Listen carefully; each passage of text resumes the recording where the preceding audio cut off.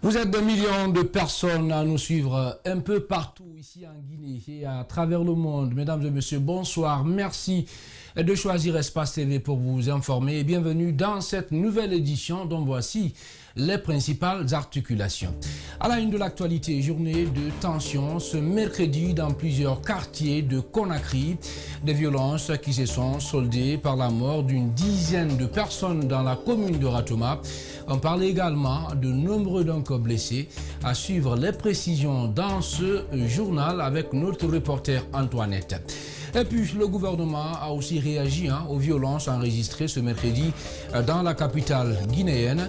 Dans un communiqué rendu public cet après-midi, son porte-parole a dénoncé ce qu'il appelle une stratégie du chaos orchestrée pour remettre en cause le scrutin du 18 octobre dernier, dont l'ensemble des observateurs et la communauté internationale ont salué l'organisation et la sécurisation.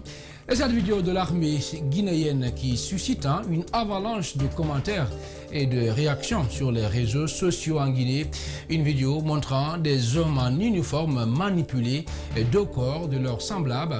Elle est devenue très virale à tel point que l'état-major général des armées guinéennes a publié un communiqué sur sa page Facebook ce mercredi pour apporter des précisions. Mamoudou Boulere Diallo nous en dira plus dans cette édition d'information. Nous sommes mercredi 21 octobre 2020. Encore une fois, mesdames et messieurs, bonsoir et bienvenue dans ce journal. Tout d'abord, le ministère de la Sécurité et de la Protection civile a fait ce mercredi le bilan de violences enregistrées ce mercredi justement à Conakry, dans la capitale guinéenne. Et toutefois, le département dénombre 4 corps de victimes d'armes à feu et plusieurs blessés. Le premier responsable du département de la sécurité appelle à la retenue de tous les citoyens de Guinée et rassure que les fauteurs de troubles seront poursuivis. Vous suivrez d'un moment à l'autre le reportage d'Ali Badra Kamara et Mohamed Alousseni Kamara dans cette édition.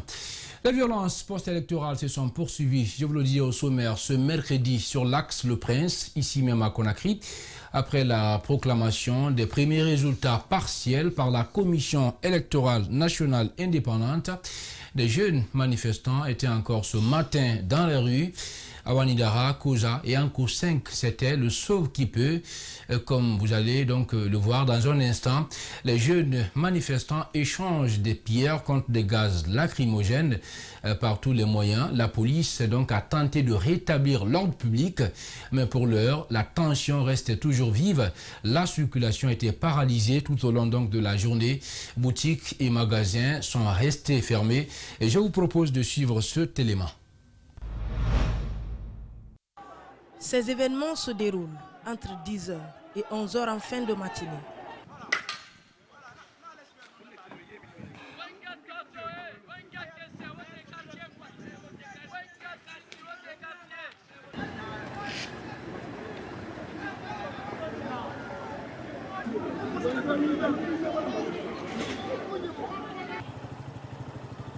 Pick-up de la police et des forces de l'ordre sur la route. Bac à ordures renversés, pierres, brançage.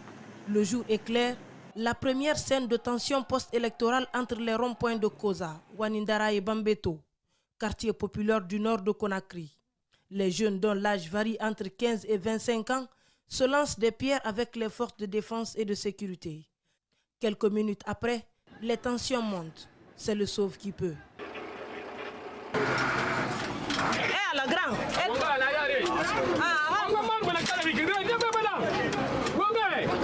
Les agents de maintien d'ordre, parfois débordés, essayent de partir des lieux. Pour d'autres usagers et journalistes, il est encore difficile de travailler sur l'axe Le Prince. Par tous les moyens, la police tente de rétablir l'ordre. Mais pour l'heure, la tension reste vive. La circulation est paralysée, boutiques et magasins sont fermés. Bilan de cette journée de manifestation, des morts, dont un policier, et des dégâts matériels considérables.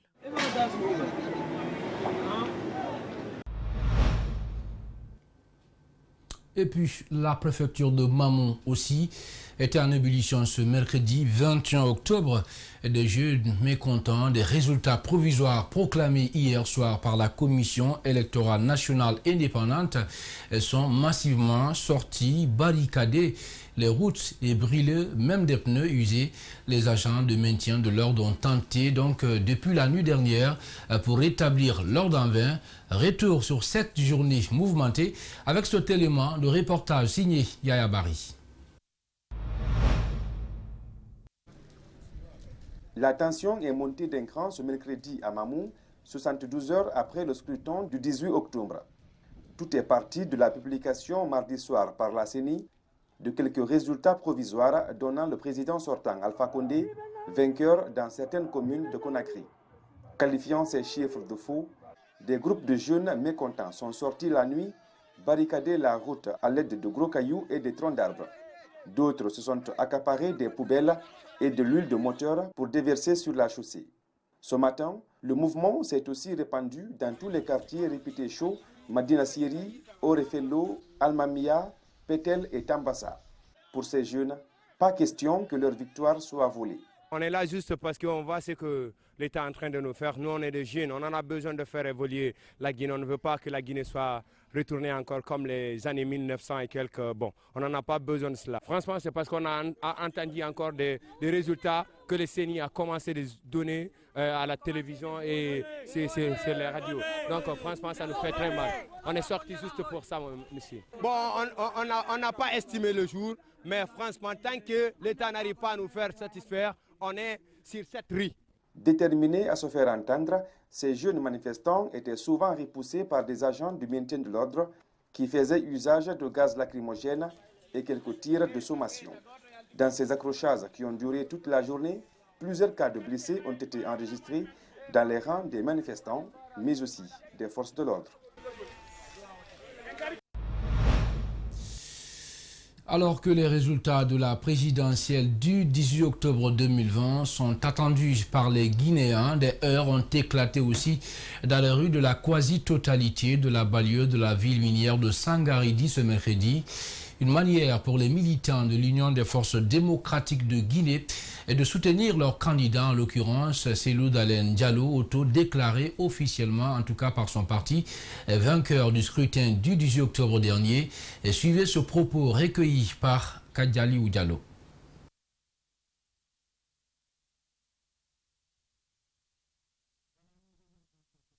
Nos prochaines éditions d'information.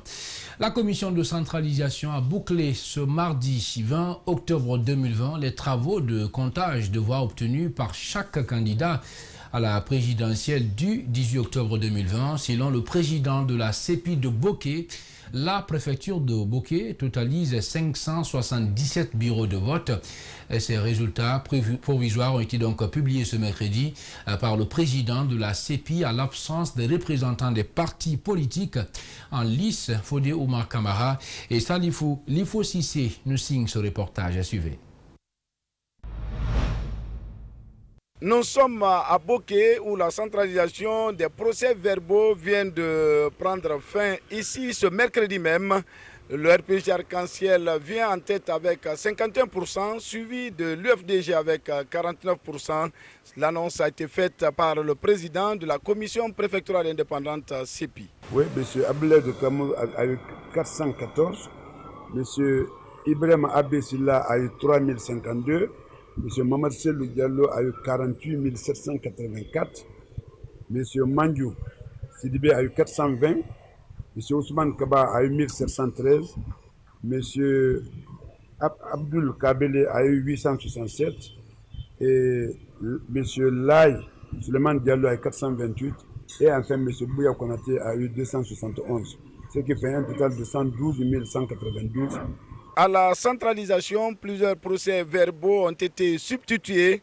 À ce niveau, le président de la commission électorale préfectorale indépendante donne ici des précisions. Il y a eu des problèmes et il y aura des problèmes.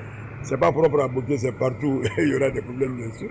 C'est pourquoi, donc, comme je l'ai dit, les dossiers qui ont été très mal formulés ont été systématiquement rejetés conformément au contenu du code électoral. C'est une partie des dossiers qui n'étaient pas dans les normes qui a été rejetée. Le représentant de l'UFDG dénonce l'implication de l'autorité administrative. Tous les procès-verbaux issus de la sous-préfecture de Kamsar ont été substitués. Et les auteurs ne se sont pas limités à ces faits ignobles. Ils ont non seulement substitué les PV, mais les PV qu'ils ont remis là, ils ont gonflé les chiffres et ils ont permis au RPG, ils ont gonflé le chiffre en faveur du RPG. Mais ils ne se sont pas limités là. C'est la même chose qui s'est passée pour la sous-préfecture de Dabis. Imaginez-vous, puisque peut-être n'ayant pas de copies des PV, ils sont venus, ils ont fait des graffitis sur les procès-verbaux de Dabis. Là où l'IFDG a largement remporté. Les heurts ont éclaté ce mercredi dans la cité bauxitique de Sangaredi et la cité industrielle de Kamsar. On reste dans le même sillage pour dire que les résultats provisoires des procès-verbaux compilés de la circonscription électorale de Kankan ont été rendus publics ce mercredi par la commission électorale préfectorale indépendante CEPI.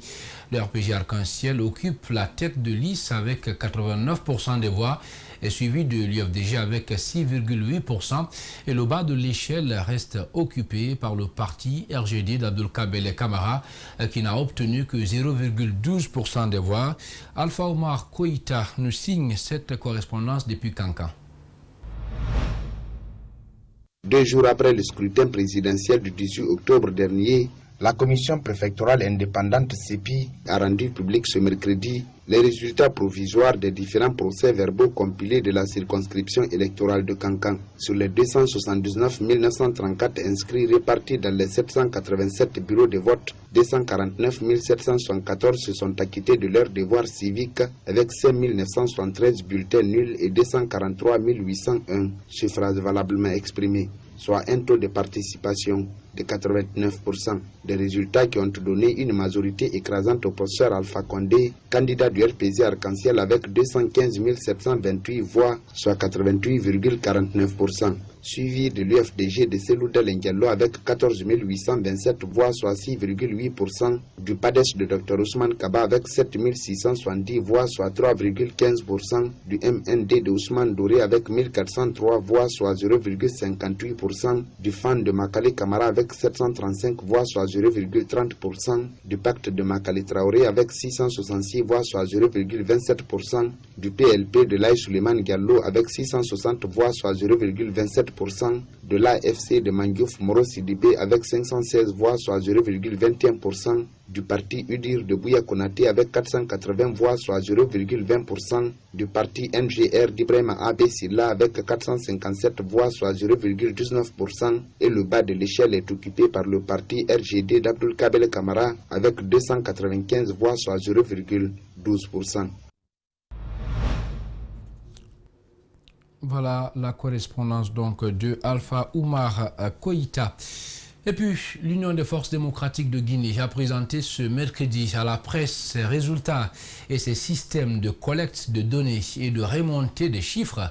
Une présentation au cours de laquelle les cadres du parti dirigé par Selouda Diallo disent avoir des preuves tangibles et mettent même au défi la Commission électorale nationale indépendante.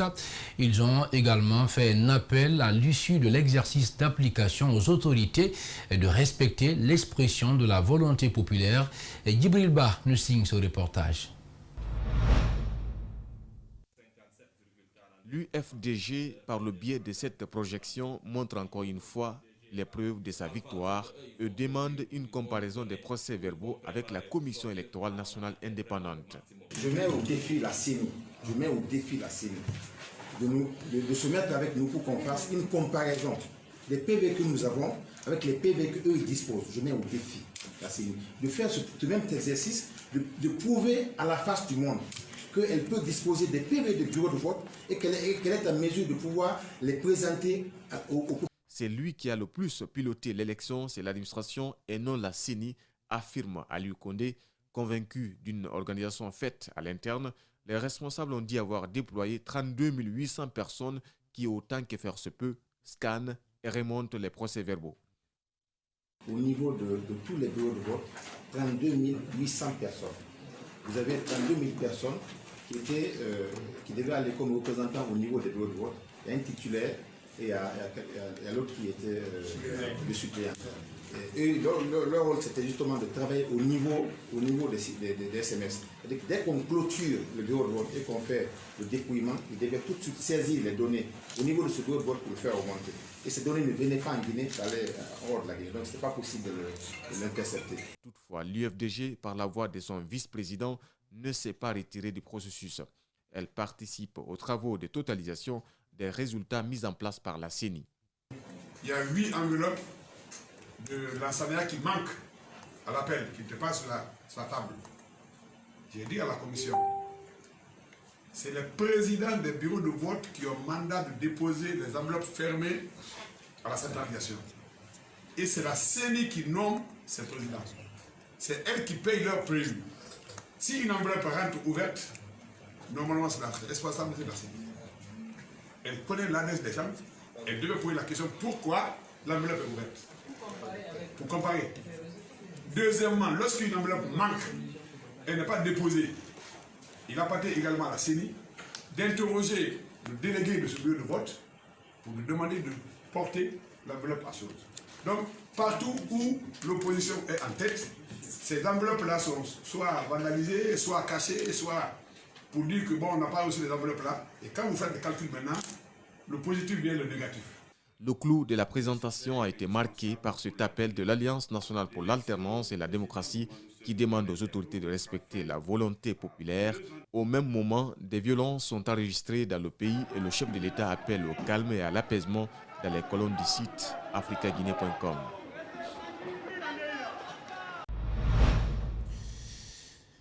La coordination de la mission internationale des observateurs de la société civile africaine qui a déployé, vous le savez, des observateurs sur le terrain lors du scrutin présidentiel du 18 octobre dernier vient de présenter son rapport donc préliminaire. Dans ce document, vous allez le voir, cette mission se félicite du climat de paix qui a caractérisé le scrutin qui, selon elle, a été transparent, donc inclusif. Elle invite les acteurs à la retenue. Idrissa Bari et Aliouba pour le compte-rendu. Afin de s'assurer du bon déroulement des opérations de vote, la Comisca a déployé 15 observateurs en Guinée. L'objectif de cette mission s'inscrit dans le cadre de la promotion des élections crédibles et la bonne gouvernance en Afrique. Si d'une façon générale, ces observateurs ont apprécié le climat de sécurité et les efforts des institutions en vue du succès de cette élection, la Comisca révèle tout de même un certain nombre de dysfonctionnements dans l'organisation technique et logistique. Retard constaté dans l'ouverture de certains bureaux de vote, la non-assimilation des procédures de vote par certains électeurs sont de nature, à notre entendement, de signaler à ce qu'il en convienne. Dans ses conclusions, la coordination de la mission internationale des observateurs de la société civile africaine considère que le scrutin du 18 octobre a été libre, transparent et équitable. Elle a aussi formulé quelques recommandations. La distribution des cartes d'électeurs à temps, la poursuite des efforts en vue de renforcer la capacité des acteurs du processus électoral, assurer une gestion cohérente du patrimoine, matériel, archives, etc., dans le sens d'une préparation anticipée des échéances à venir. Adopter dès que possible des mesures permettant d'assurer le suivi, le stockage et la mise à jour informatisée de toutes les données du fichier électoral. La Comisca, dans son rapport, condamne les actes de violence et les discours appelant à la haine. Elle fustige aussi la déclaration du candidat de l'UFDG qui s'est autoproclamé vainqueur. Cette structure encourage les parties prenantes à ce processus à surmonter leurs divergences politiques par les voies pacifiques et légales. Et puis nous revenons sur cette information. Le ministère de la Sécurité et de la Protection civile a fait le bilan des violences meurtrières enregistrées ce mercredi à Conakry, dans la capitale guinéenne. Le chef du département, Albert Damantan Camara, parle de 4 morts et de plusieurs blessés. Il appelle à la retenue et au calme. Je vous propose de suivre donc ce reportage signé Ali Badra Camara. Des domiciles privés de quelques administrateurs territoriaux, des sièges des partis politiques de la capitale et à l'intérieur du pays ont été attaqués. 2 PA incendiés, des barricades signalées ça et là. À Kobaya, le bureau national de la Croix-Rouge a été incendié. 7 véhicules caillassés, 2 et 5 motos brûlées. Selon le ministère de la Sécurité, 9 motos ont été emportées. Malheureusement, tous ces faits ont entraîné des pertes en vies humaines. 4 corps à Conakry, 4 corps de victimes d'armes à feu ont été déposés dans les morgues de l'hôpital de Donka et de Ignazdine. 1 mort par arme blanche et 2 autres par arme à feu calibre 12 ont été enregistrés à Kissidougou. Le ministère de la Sécurité et de la Protection civile a, au nom du gouvernement, présenté les condoléances aux familles éplorées et promet d'ouvrir les enquêtes pour retrouver les coupables. La même chose, excuse-moi. Donc le ministère de la Sécurité, bien entendu, et le gouvernement présentent ses condoléances à toutes ces familles de victimes et souhaitent bon rétablissement aux blessés.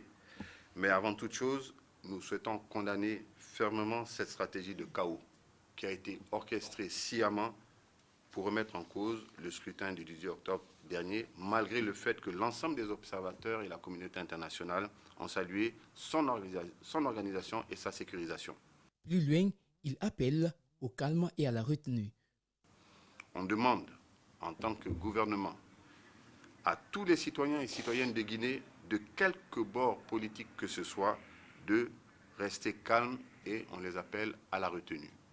J'ai reçu tout à l'heure d'autres informations qui m'ont été rappelées par ma cellule qui remonte les faits. Également à Dubreka, des usagers de la route vers Baïlobaya ont fait usage de brigandage en érigeant des barricades. Ils ont tenté d'attaquer le PA de Baïlobaya. À Bentouraya, Fassia, Kountia, Manéa, dans la préfecture de Koya, encore érection de barricades sur la route nationale Conakry-Koya et attaque des usagers de la route. Aux dernières nouvelles, une fillette de 3 ans a été atteinte. Le consortium panafricain de la synergie des observateurs électoraux de la société civile africaine et de la diaspora salue les divers acteurs nationaux, la population guinéenne et le service de sécurité, les services de sécurité justement, pour le déroulement de l'élection présidentielle. Il apprécie le déroulement justement et donne des recommandations.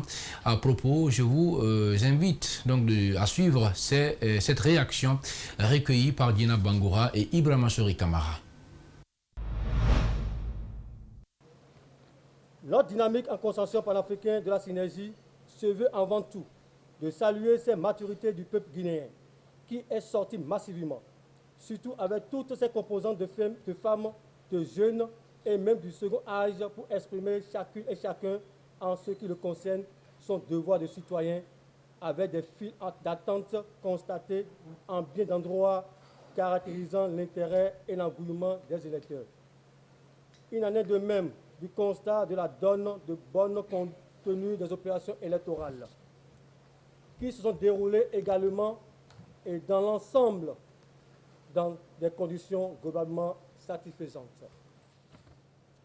Exhorte les magistrats qui ont été outillés en amont de la tenue du scrutin par le ministère du tutelle à opérer strictement dans le cadre d'état de droit, loin de tout cadre ou de tout esprit partisan tout au long de cette présidentielle. Félicite les ministères régaliens chargés de la sécurisation électorale qui, au travers de l'unité spéciale de sécurisation des élections, ont joué leur partition et les encourage à continuer dans cette attitude républicaine et de responsabilité lors des autres étapes du processus électoral jusqu'à l'installation de l'élu qui sortira vainqueur de cette consultation électorale. En prélude aux conclusions préliminaires sur l'observation électorale du 18 octobre, la mission internationale d'observation électorale des ONG et associations africaines condamnent des incitations à la désobéissance civile et des actes de vandalisme survenus, vous le savez, après le scrutin. Propos recueillis par Dienab Bangoura et Ibrahima Souri Camara. D'ailleurs, c'est l'élément que nous avons donc proposé juste il y a un instant. On poursuit ce journal avec cet autre élément. L'institution indépendante nationale des droits humains a rendu public donc ce mercredi le rapport sur le monitoring de l'élection présidentielle du 10 octobre 2020. Dans ce rapport, l'INIDH revient sur l'attaque des deux camps militaires de Kindia et dénonce quelques violations des droits humains en Guinée. L'institution, par la voix de son président, a noté la présence d'un bureau de vote ambulant à Farana. Dr Ali Adjabi est longuement revenu sur l'autoproclamation de Cellou Dalein Diallo comme président de la République. Alseni Bari et Mohamed Aluseni Kamara nous signent ce reportage. Dans son rapport de 5 pages, l'Institution nationale indépendante des droits humains fait le monitoring de l'élection présidentielle du 18 octobre 2020. Tout d'abord, l'INIDH revient sur l'attaque des camps militaires de Samoréa et Kemeburama de Kindia. D'ailleurs, le commandant du camp Samoréa et plusieurs de ses proches ont été tués dans des conditions non encore élucidées, précise l'institution. La nouvelle de l'entrée en scène à Kindia du très redoutable groupement des forces spéciales a amplifié et installé la peur au sein de la population civile qui a constaté de surcroît le blocage de l'entrée de la ville de Kaloum dans la matinée du 16 octobre par un impressionnant dispositif de sécurité.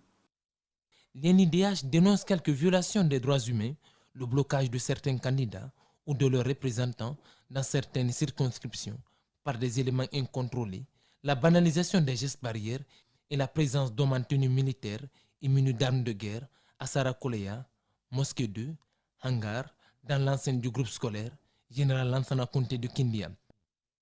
De même à Boké, l'Institution nationale indépendante des droits humains a constaté la présence dans les centres de vote de citoyens enrôlés dont les cartes n'ont pas été retrouvées. Il n'a pas été possible de savoir si les dites cartes n'ont pas été imprimées ou distribuées aux ayants droit. À Farana, le bureau de vote ambulant, fustigé lors du scrutin du 22 mars, a refait surface. À Farana, faute de correction, le fameux bureau de vote mobile ou ambulant Sayon 3, pourtant signalé lors du double scrutin, persiste toujours dans l'irrégularité et s'est déplacé sur plus de 5 km pour recueillir des votes au village de Benin-Koro avant de venir s'installer au centre-ville.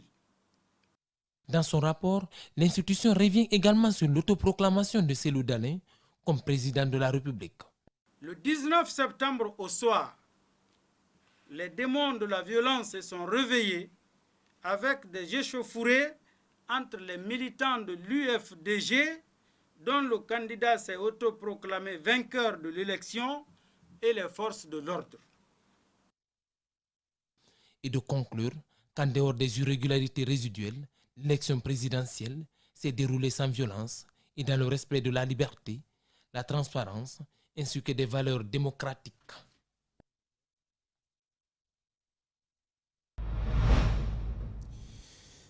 Et puis on en vient à cette vidéo insoutenable qui circule sur les réseaux sociaux, vous le savez, montrant des hommes en uniforme manipuler deux corps de leurs semblables. Elle est devenue très virale à tel point que l'état-major général des armées guinéennes a publié un communiqué sur sa page Facebook ce mercredi pour apporter des précisions. Il soutient que cette publication est de nature à ternir l'image des forces armées guinéennes alors que cette dernière est républicaine. Décryptage Mamoudou Bouléré Diallo.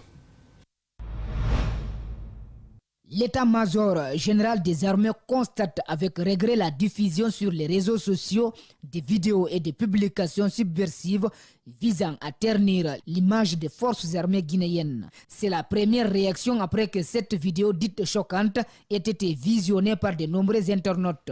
Dans la vidéo, on y voit des hommes tirer aisément 2 corps habillés d'un pick-up pour les faire descendre sans tenir compte de leur dignité. Un traitement condamné par certains observateurs qui soulignent que parmi les hommes sur les images, d'autres affichaient un sourire avec des voix bien audibles. L'état-major général des armées rappelle que c'est suite à l'attaque perpétrée au camp Samouréa de Kindia dans la nuit du 15 au 16 octobre 2020, au cours de laquelle le colonel Mamadi Kondé, chef de corps du bataillon spécial des commandos en attente, a trouvé la mort.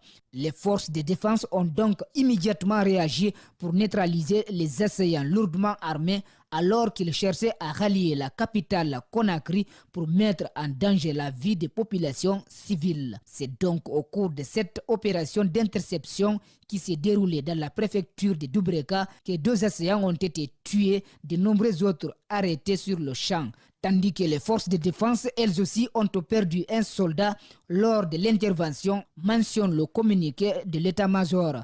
Les enquêtes sont ouvertes pour situer les responsabilités, assure le document. L'armée guinéenne s'est dit républicaine, soumise à l'autorité civile légalement établie et respectueuse des droits humains.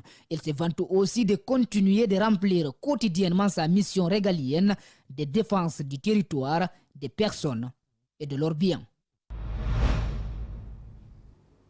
Voilà, merci donc à Mamadou Boulere Diallo pour ce commentaire. C'est l'essentiel de cette édition d'information, une édition donc réalisée par Mamadou Kalisso. Elle a été conduite à la régie et au cadrage par le très discret Lamine Sidibé, assisté d'Abakar Fotesouma. Merci à tous de l'avoir suivi. À vous tous, où que vous soyez dans le monde, nous vous souhaitons une excellente suite des programmes sur Espace TV. Bonsoir.